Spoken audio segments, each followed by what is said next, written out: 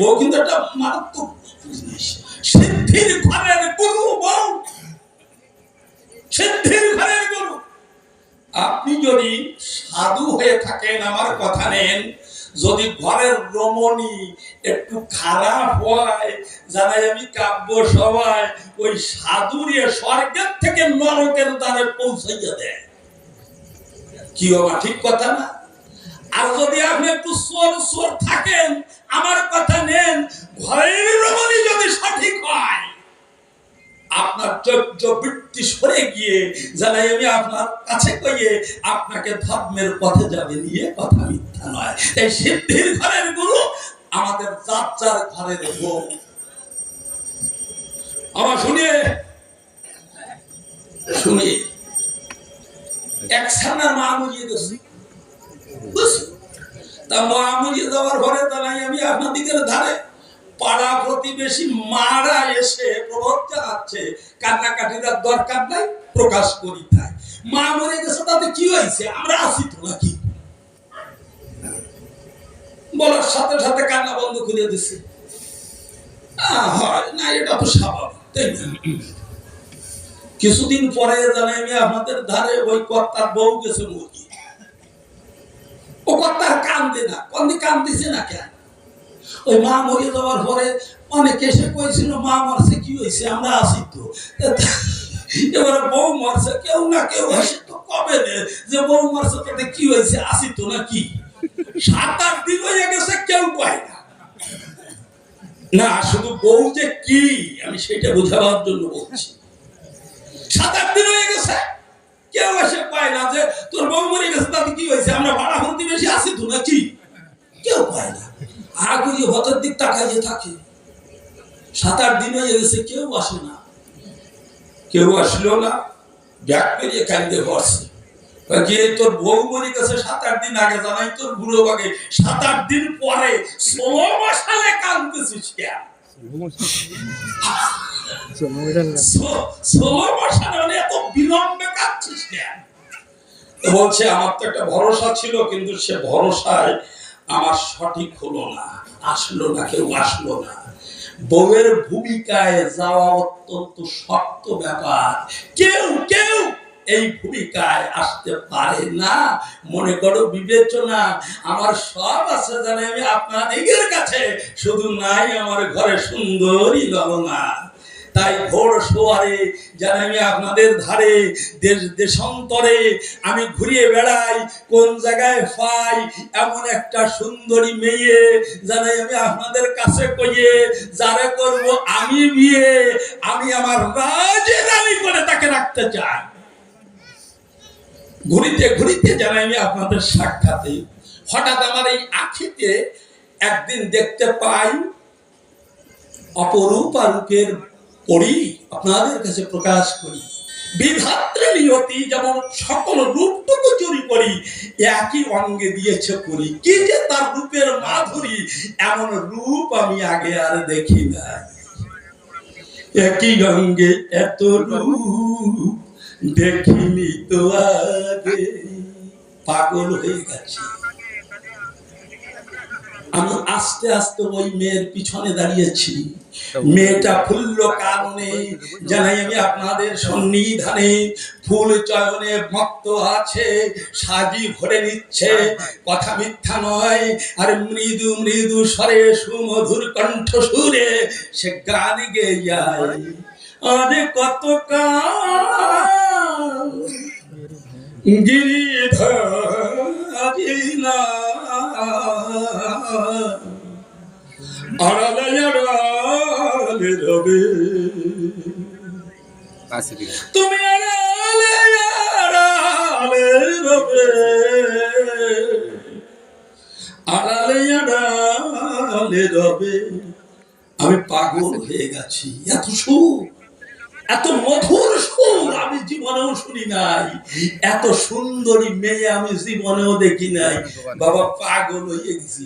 মানুষ যখন পাগল হয়ে যায় দিক বিদিক জ্ঞান হারায়, তাই মেয়েটার ফুল চয়ন যখন শেষ হয়েছে, জানাইমি আপনাদিগের কাছে আপন পথ ধরে যখন রওনা দিয়েছে, আমিও কিন্তু ওই মেয়েটার পিছন ধরে চলেছি। আমি যে কোথায় যাচ্ছি সেদিকেও আমার দৃকপাত নাই। কেন? আমি পাগল হয়ে গেছি। পাগল হলে কি হয়? ব্রেন নষ্ট হয়ে যায়, আর ব্রেন নষ্ট হয়ে গেলে পাগল হয়ে যায়। ওই মেয়েটি তার রাজপ্রাসাদে উঠেছে। কথা প্রসঙ্গে বলতে হয়, তার বাবা রতন সিংহ আমারই রাজ্যের একটা ক্ষুদ্র অঙ্গরাজ্যের মালিক। আমি তার পিছন ধরে জানাই, আমি কাব্য বা আসলে তার আঙিনার পরে দিলাম দর্শন। তার বাবা আমাকে লক্ষ্য করে জানাই, আমি আপনাদের ধারে বিনম্র শিরে যখন আমাকে প্রণাম দিতে যায়, আমি বাধা দিলাম। সেই সময় এই মেয়েটিকে বলেছে আমার মেয়ে। আমি বলছি আমি ওকে করতে চাই বিয়ে। আমাদের টাকাই পড়ছে যে রাজা মহারাজা সে আমার মেয়ে বিয়ে করবে, তার আনন্দের আর সীমা নাই। এত সুন্দর জামাই, চেহারা তো আমার খারাপ না, আমার চেহারা কি খারাপ হয়? আমার চুলটুকু ভালো আছে, আর কিছু ভালো নাই। আমার মনে আছে, ভাবুন, প্রণাম আমি নাহি পাবো, উপরন্তু এই মেয়েটি যদি তুমি আমাকে দাও, তাহলে জনম ভরিয়ে জানাই আমি তোমার ধারে জ্ঞান করে, মানে শ্বশুরি জ্ঞান করে আমি তোমার পায়ে প্রণাম জানাই। ব্রাহ্মণ পুরোহিত ডেকে নিয়ে জানাই আমি আপনাদের কাছে কহিয়া হাতের ভরে হাত থুইয়া আমাদের বিবাহ কার্য হয়েছে সম্পাদন। একটা মন্ত্র আছে না, আমার বিয়ের মন্ত্র আছে না? কথা কও না, তোমরা কি কেউ মন্ত্র কইলে না নাকি?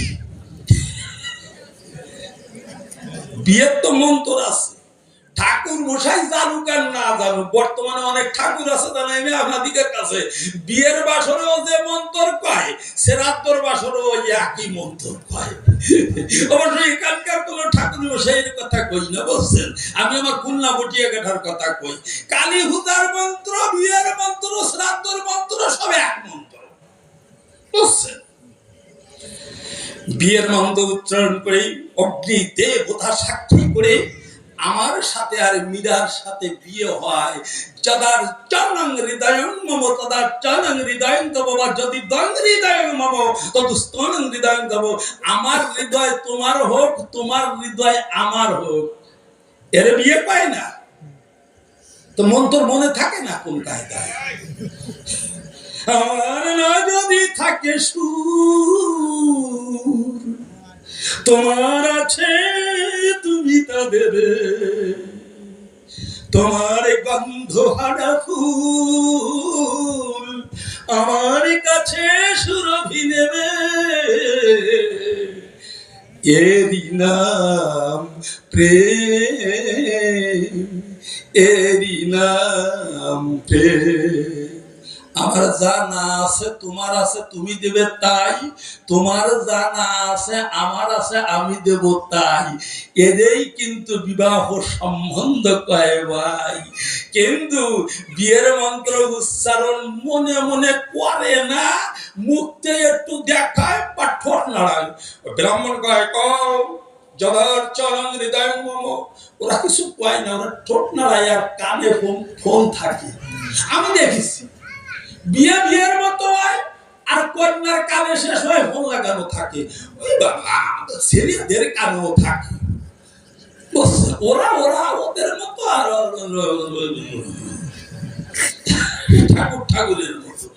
বিয়ে যখন হয়েছে, জানাবি আপনাদের কাছে আমার রানীকে নিয়ে আমি আমার রাজপ্রাসাদে এসেছি, কথা মিথ্যা নয়। আমার প্রধান ফটকে, ফটক মানে দরজা, পরের দ্বারে জানাই আমি কাব্য বাসরে মা কালিকার মন্দির ছিল, সে কথা আমার টানা ভালো। আমরা রাজা তো, আমরা মা কালিকার পূজা করি, আপনাদের কাছে প্রকাশ করি, শক্তি সঞ্চয় করি। আমি মা কালিকাকে প্রণাম করলাম। তার পাশেই আছে আমার পরাণ প্রিয়া মীরা, অপূর্ব তার চেহারা। আমি ডাক দিয়ে বললাম তাই প্রণাম করো। করে না দাঁড়াই প্রণাম করবে, আমি বলছি প্রণাম করো, আমি আদেশ করছি। দেব না। তুমি প্রণাম করো। আমার ভাবগতি খারাপ দেখে জানাইনি আপনাদিগকে আমার বিধবা মা ছিল, সে কথা আমার টানা ভালো। দৌড়ে কাছে এলো, বললো, ওগো বৌমা, তুমি কেন আমার ছেলের কথা মানছো না, শুনছো না? একদিন আমিও ভাদ্রবদ হয়ে জানাই আমি তোমারে কয়ে তোমার শ্বশুরের হাত ধরে এই মা কালিকারে আমি প্রণাম দিয়েছিলাম, তার কথা মেনেছিলাম, তার আদেশ প্রতিপালন করেছিলাম। আজকে তুমি বউ হয়ে জানাই আমি তোমারে কয়ে কেন স্বামীর আদেশ পালন করছো না? প্রণাম দাও। পারে না, দাঁড়াই দিয়ে আছে। প্রায় 1 লক্ষ টাকা খরচ করে আমি বিয়ে করছি। টাকা পয়সা মনে মনে চিন্তা করছি, একদম খালি খালি গেল নাকি? কথা শুনি না। আমার বোন যমুনা, সে কাছে ছিল, দৌড়ে এলো, বৌদি জানাই তোমায় নিরবধি, তুমি আমার কথা নাও, দাদার কথা অনুসারে জানাই আমি তোমার ঘরে মা কালিকারে তুমি প্রণাম দাও। তাও কথা শুনে না, কথা মানলই না, কথা শুনলই না, আমার আদেশ প্রতিপালন করলো না। আমি মনে করলাম যে আস্তে আস্তে সারিয়ে যাবে, আমার সব তো আর একদিনই হয় না। আর একজন ওই নতুন বউর সাথে একজন বুড়ি আসে না, আপনারা কি করেন? সে বুড়ি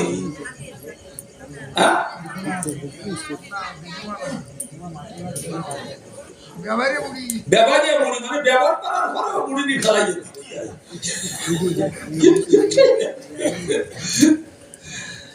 আমরা কই হেল্পার বুড়ি, মানে হ্যাঁ ইংরেজি, মানে একটু হেল্প করে, যে এটা তোমার বাসুরি, এটা তোমার শ্বশুর, এটা তোমার স্বামী, বাসুরির গায়ে হাত দিতে নেই, ছুটি নেই, কত কি শিখে শিখতে যে সে কিন্তু তার কোনো কাজ বাজ তার ঘরে সে চলিয়ে যায়, কি তাই না? তার সাথে তো কোনো হেল্পার বুড়ি নাই, প্রকাশ করি। তাই আমি চিন্তা করলাম তাই যে আস্তে আস্তে ঠিক হয়ে যাবে, কিন্তু ঠিক হয় না। প্রেয়সী যদি না হয় মনের মতো, জীবনে তখনই আসে ছন্দ পতন। চিন্তা করলাম অনুক্ষণ, হয়তো ধীরে ধীরে হবে। কিছুদিন পরে যেন আমি কাব্য বাসরে মীরা এসে আমার ধারে আমাকে বলল, তাই স্বামী আমি তোমারে সুধাই, আমার মনে আছে ভাবো, আমি তোমার কাছে একটা গোবিন্দ মন্দির চাবো। আমার কথা নাও, আমাকে একটা গোবিন্দ মন্দির করে দাও। আমার কিন্তু গোবিন্দ রবীন্দ্র সত্যি ভালো লাগে না, কিন্তু যেহেতু তার ভালো লাগে, তার ভালো লাগে, আমার ভালো লাগে না, তাই তো। তা এই জন্য চিন্তা করলাম যে গোবিন্দ মন্দির যখন চাই একটা করে দিয়ে এই সময় অসুবিধে কোথায়? 3 লক্ষ টাকা খরচ করে যেন আমি আপনাদের ধারে আমি গোবিন্দ মন্দির করে দিলাম। দুঃখ কি জানেন? ওই মন্দিরে আমার একটু জায়গা হয় না, আমার স্থান ওই মন্দিরে হয় না।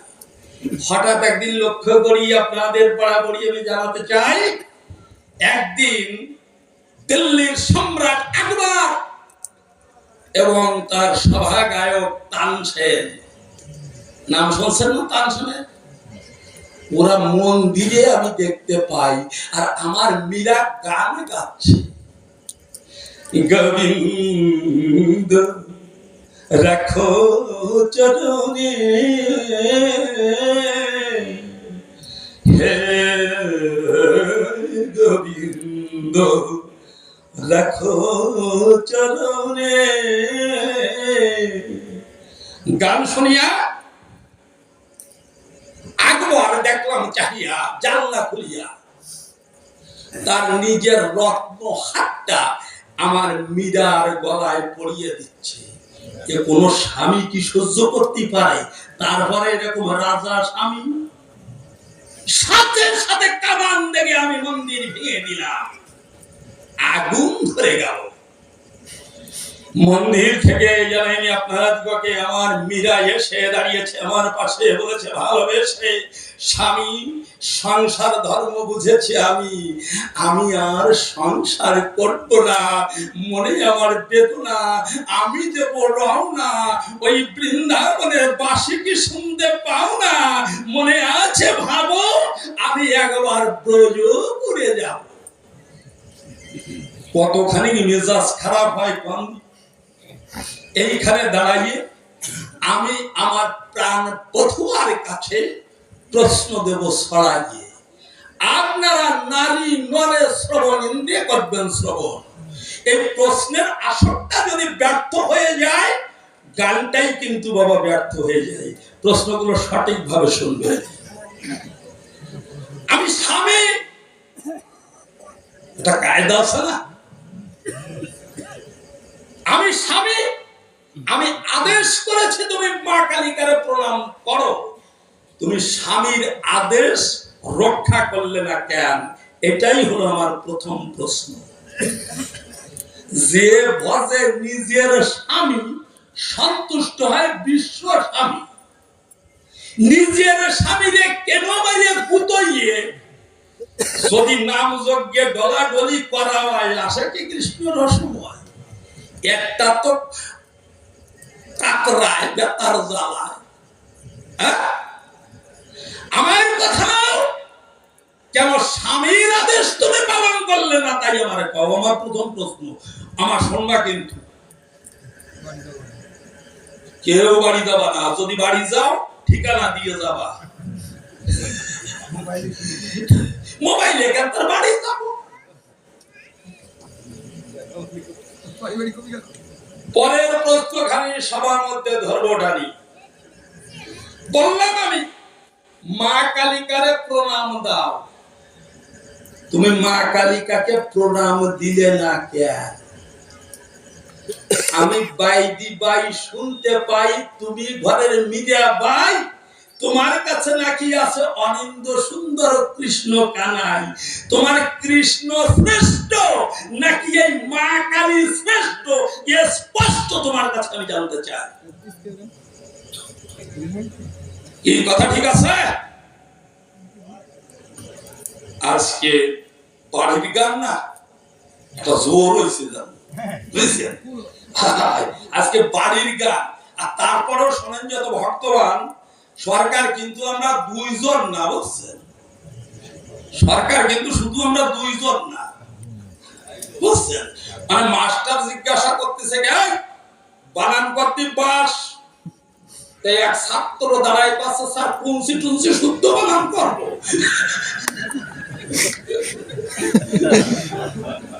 মাস্টার বলতেছে কি বানান করতে বাস, তো ছাত্র দাঁড়াইয়ে পাই কি কুঞ্চি টুঞ্চি সব শুদ্ধ কি বানান করবো বাস। তা আমাদের সাথে জানাবি কাব্য সভাতে দুইজনই সরকার আছে, আমরা দুইজন তো আছি, আরো দুইজন সরকার আছে। আমার বলা দরকার তারাও আমার সঙ্গে গান করে বহু বহু আসরে, কথা মিথ্যা নয়। আমি তাদের ভিতরে জানি কাব্য আসরে একটা সুন্দর ছবি আমি লক্ষ্য করেছি, তারা ভবিষ্যৎ, আপনাদেরই ভবিষ্যৎ, আমাদেরও ভবিষ্যৎ, কি তাই না? তাতে আমার একটা জোর হয়েছে না কোন। পরের প্রশ্নখানি সবার মধ্যে ধর্মটানি, আপনারা আছেন যত জ্ঞানী আর গুণী, কথা মিথ্যা নয়। আমার প্রাণ প্রেয়সী যারা বড় ভালোবাসি সে ভজে কৃষ্ণ কালো শশী, আর সেই কারণে সে বৃন্দাবনে যেতে চায়। অবিরা এই সংসারে কি নাই প্রকাশ করি তাই, যেটা বৃন্দাবনে আছে। বৃন্দাবনে কি কৃষ্ণের ফ্যাক্টরি? হ্যাঁ, যে ওই জায়গায় বৃন্দাবনের জায়গায় একটা ভগবান নিয়ে বাড়ি চলে আসা যায়। বৃন্দাবনে কি তোমার এই কৃষ্ণ কি ফ্যাক্টরি? তুমি আমার কথা নাও, সংসার ঘর ত্যাগ করে জানাই আমি তোমার ধারে যেতে চাও তুমি ব্রজপুরে, সংসারের থেকে ওই বৃন্দাবনে কি বেশি আছে তাই আমার কাছে কও। কি বাবা বোঝা যাচ্ছে তো নাকি? আমার গান কি ভালো হচ্ছে? পিছনের মারা ভালো হচ্ছে? যাদের গান পছন্দ হচ্ছে না সবাই মিলে একবার হরিধ্বনি আর অনুধ্বনি করুন।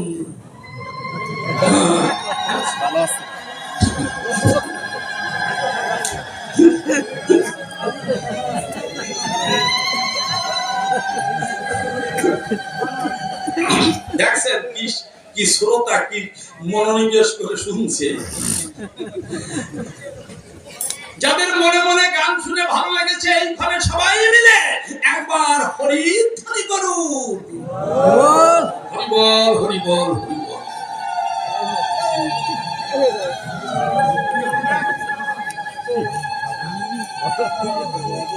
তুমি বৃন্দাবনে যেতে চাও? এই কৃষ্ণ প্রেমটা কি, রাধা কি এবং কৃষ্ণ কি, তুমি সুন্দর করে ব্যাখ্যা দেবে। বৃন্দাবনের প্রেমটা কি সকাম নাকি নিষ্কাম? মনে করি বিবেচনা, অত কথা কব না, সুরার ছন্দ ধরে গীতিকা প্রবন্ধ অনুসারে আর একটা দুয়া গান করে আমি আমার মতো বিদায় নিতে চাই। না না না, একদম বিদায় না। আপনারা ভাববেন না যে সে মানব সরকার মনে হয় আর আসবে না, মরিয়ে ডরে গেছে, তা না। হ্যাঁ,